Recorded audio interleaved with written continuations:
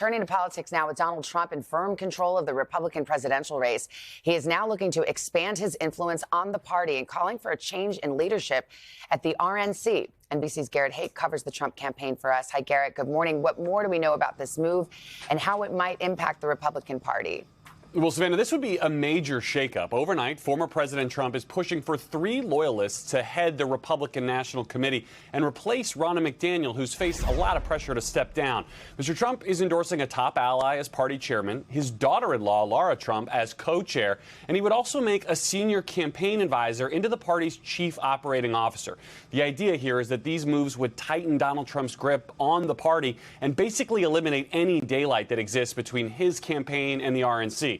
Now, Mr. Trump's last remaining primary rival, Nikki Haley, blasted this plan in a statement overnight, saying that Trump is, quote, rearranging the deck chairs on the Titanic, and pointing out that under Trump, the party has lost election after election, and the RNC is effectively broke.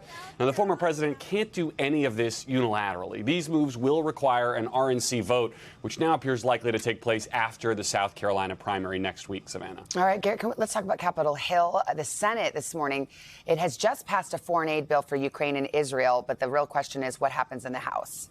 Yeah, the Senate pulling an all-nighter to get this done, a bipartisan supermajority of senators passing a nearly $100 billion foreign aid package for Ukraine, Israel, and Taiwan. But despite getting 70 votes in the final count in the Senate, it faces a pretty rocky future in the House, where there are large swaths of Republicans who oppose giving any more money to Ukraine specifically.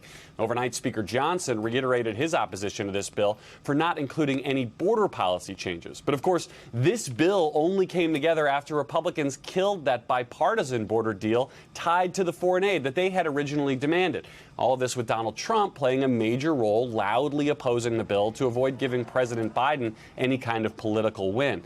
Now, just this past weekend, Mr. Trump bragged about killing that bipartisan deal that some Republicans had said was the best shot at getting once-in-a-generation border changes. The stakes on all of this are incredibly high, with Ukraine running out of ammunition on the battlefield.